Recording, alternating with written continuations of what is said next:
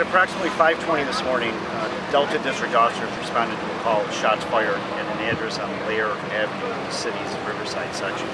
Upon arrival, they found two female victims who had been shot and killed and a 6-year-old child who was inside the house unarmed. The child was taken to Women and Children's Hospital to be evaluated. Thankfully, there was no injuries sustained by the child.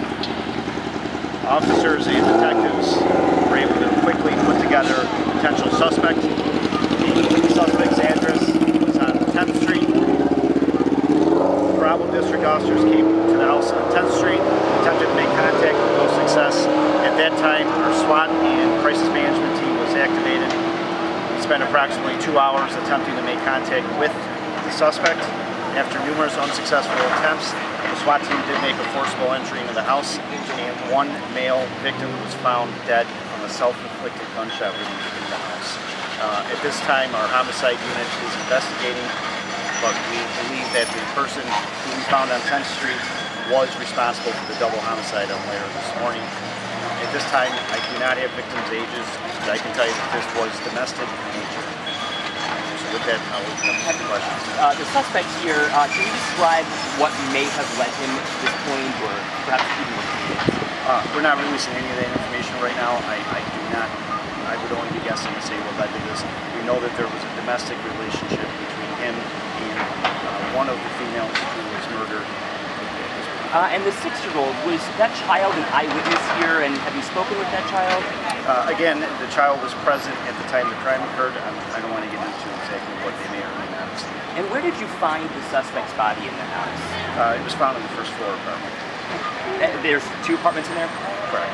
An upper and a lower? Yes. And so he was found on the lower? Yes. Okay. We see police obviously inside. We've seen the firefighters using the flashbangs. Can you talk about what the activity inside the house right now?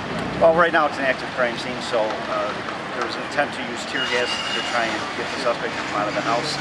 As part of our standard protocols.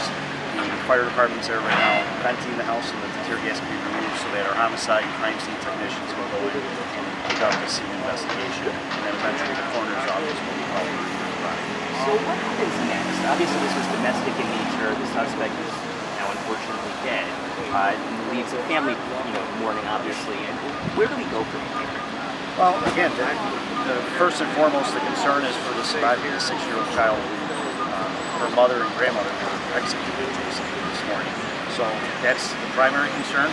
Our homicide unit will continue to conduct the investigation to ensure that all the information that we have is accurate, that there is no other suspect outstanding. We've been canvassing both that neighborhood as well as this for video evidence, as well as talking to neighbors and eyewitnesses to what activity they saw just before, both at that location as well as here. But, where do we go from here? As a community, we pray for the 6-year-old child, we pray for the victims and the families of these victims. I personally met with the sister of the suspect. Obviously, her brother is no longer here with us, and I don't want to start guessing as to exactly what occurred, but there's going to be a lot of people left in the aftermath.